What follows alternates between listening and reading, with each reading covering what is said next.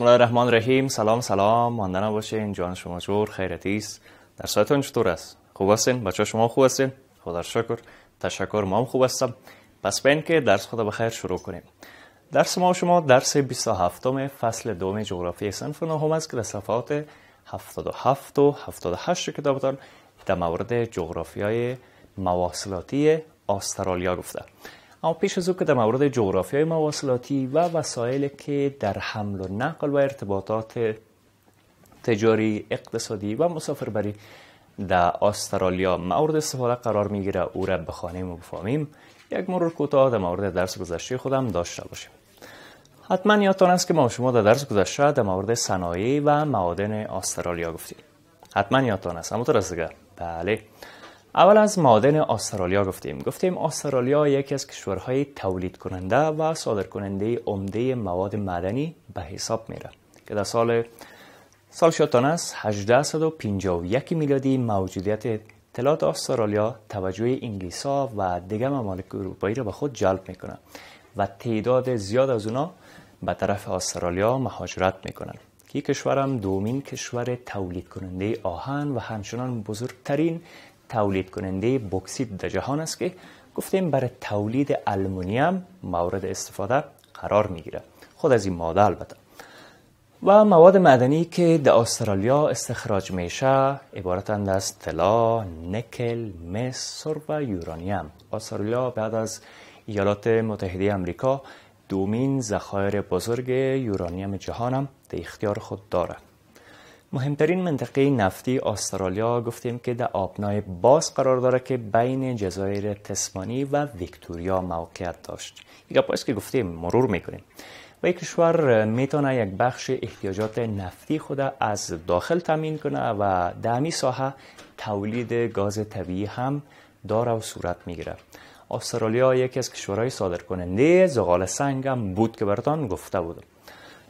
اما از صنایع استرالیا براتان بگیم که از جنگ جهانی دوم به بعد از سال 1950 میلادی صنایع استرالیا به پیشرفت‌های بزرگ هم میرسه که در سال 1999 میلادی سهم صنایع در تولیدات داخلی کشور به 26% هم میرسه و صنایع آهن و فولاد هم به طور عمده در نیو ساوت ولز گفتیم که موقعیت داره و علاوه بر فولاد، صنایع ساختمانی و کاغذسازی صنایع عمده دیگه استرالیا هم شامل مواد غذایی، کیمیاوی و منسوجات میشد که دانه ما براتان ایگپا گفته بودم.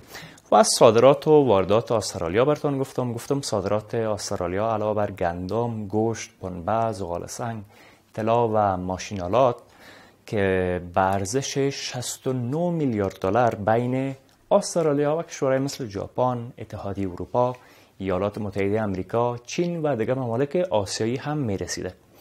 واردات استرالیا را گفتیم زیادتر ماشینالات، وسایل ترانسپورتی، کامپیوتر، وسایل مخابراتی، سامانالات که در دفاتر استفاده میشه، تیل خاک و محصولات پترولی است که به ارزش 77 میلیارد دلار در سال 2000 بین استرالیا و اتحادیه اروپا، ایالات متحده آمریکا، ژاپن و دیگر کشورهای آسیایی هم شده بود.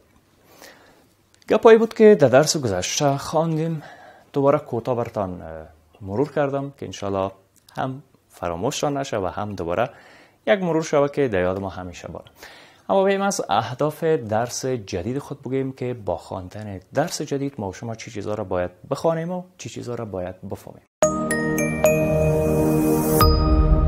برای حمایت از ما چینل بیگم اکادمی را سابسکرایب کنید و سپس زنگوله را فشار دهید تا به تمام ویدیوهای درسی ما دسترسی داشته باشید و از آنها مستفید شوید. اولین هدف درس ما شما آشنایی با جغرافیای مواصلاتی استرالیا است. جغرافیای مواصلاتی وقتی که میگیم از وسایل، امکانات و راههای گپ میزنیم که در حمل و نقل و در ارتباطات زمینی، هوایی، آبی از او استفاده میشه. دومین هدف ما کسب معلومات در مورد حمل و نقل استرالیا است. ما شما باید بفهمیم که در استرالیا از کدام راهها در حمل و نقل استفاده میشه. از راه زمین، مثلا با موتر، با حیوانات، با خط ریل یا چی. از راه آب توسط کشتی، از طریق هوایی مثلا با طیاره یا با وسایل و امکانات دیگه که است. پس ما و شما باید در مورد حمل و نقل استرالیا معلومات حاصل کنیم که دقیقاً بیاین شروع کنیم و بخوانیم و بفهمیم. حمل و نقل در استرالیا با مشکل فاصله و تراکم نامساوی نفوس روبروست. از طرف دیگه هم وجود بیابان‌های بسیار زیاد کلان و وسعت زیادی کشور نتونسته که مانع احداث شبکه‌های وسیع در سرزمین شود. پس در استرالیا چند عامل و دلیل وجود داره که در کشور نتونسته راه‌های ارتباطی بسیار زیاد خوب ساخته شد و احداث شد. از جمله گفتیم که مشکل فاصله، چون سرزمین بسیار زیاد کلان است و فاصله هم بسیار زیاد دور است و نفوس هم به شکل نامتراکم، در یک نقطه کم، در یک نقطه زیاد، یک نقطه بسیار زیاد دور، یک نقطه بسیار زیاد نزدیک. این باعث شده که اونم بیابان‌های کلان هم موجود باشه و نتونن که راه‌های مواصلاتی خوب احداث کنن. اما با او هم استرالیا چون یکی از کشورهای پیشرفته است، کارهای بسیار زیاد خوب کرده دیرسه که براتون آل خواهد گفتم. اولین خط ریل در سال 1854 میلادی بین ملبورن و پورت ملبورن کشیده شد. یعنی اولین خط آهن که در استرالیا ساخته میشه بین ملبورن است و پورت ملبورن که از یک منطقه به منطقه دیگه ساخته میشه، احداث میشه و این مسیر کشیده میشه که در حمل و نقل انسانی و همچنان شاید کالا و اقلام تجارتی اقتصادی ازش استفاده کنن که دقیقاً این کارم میشه. در استرالیا در حدود 40,000 کیلومتر راه آهن یا خط ریل و بیش از 900,000 کیلومتر شاهراها و راههای مترو وجود داره. چقدر خوب ببینین که آمدن به خاطر حمل و نقل انسانها و همچنان مواد و لوازم بسیار کار خوب کردن که مسیرهای بسیار زیاد کلانه هم خط آهن یا ریل ساختن و هم مترو. فرق بین مترو و خط آهن در چیست میفهمین؟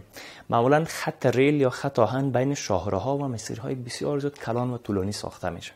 پس فیلم‌ها و سریال‌ها دیدین که تک تک تک میره، یک وقت دودم میکرد نه؟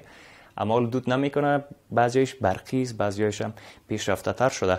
اما مترو که در بین شهرها ساخته میشه. مثلا در بین شهر کابل ما شما در زیر زمین معمولا اگر بسازیم مترو میسازیم که ایستگاه داشته باشه. مثلا از کجا بگویم، از خیرخانه شما بین تا فروشگاه 4-5 ایستگاه ساخته میشه.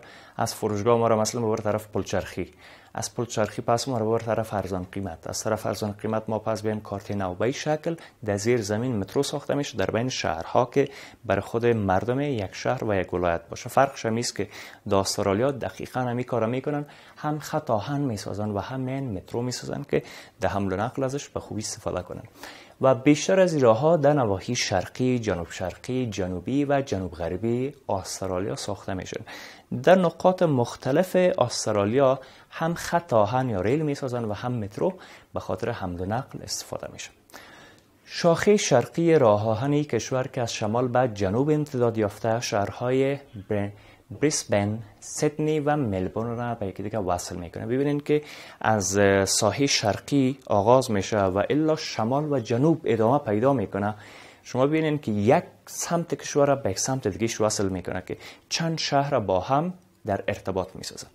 و این راه آهن در جنوب به سمت غرب امتداد پیدا کرده و بعد از گذشتن از ادلاید به بندر پورت در جنوب غرب استرالیا هم منتهی شده. یک مسیر دیگه و یک راه دیگه را با هم وصل میکنه و در حمل و نقل ازش به خوبی استفاده میشه.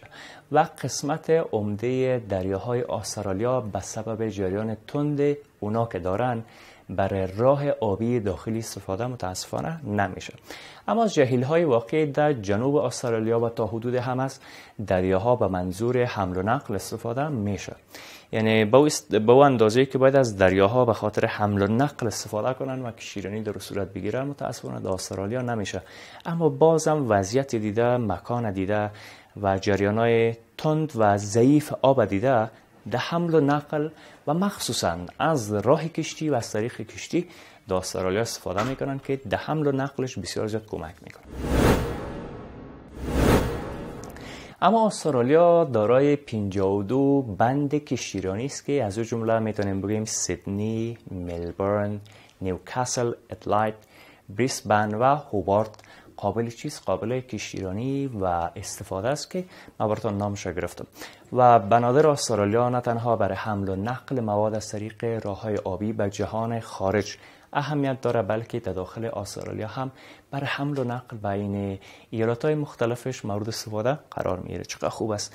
ایالت‌های مختلفش، ولایت‌های مختلفش از طریق دریاهایی که وجود داره توسط کشتی‌ها با هم وصل میکنن و استفاده میکنن که بسیار زیاد خوب است. اما راه‌های هوایی استرالیا بعد از جنگ دوم جهانی توسعه بیشتر پیدا میکنه. چقدر خوب دیگه. وقت من ریل میسازن، مترو میسازن و صنعت کشتیرانی پیشرفت میکنه.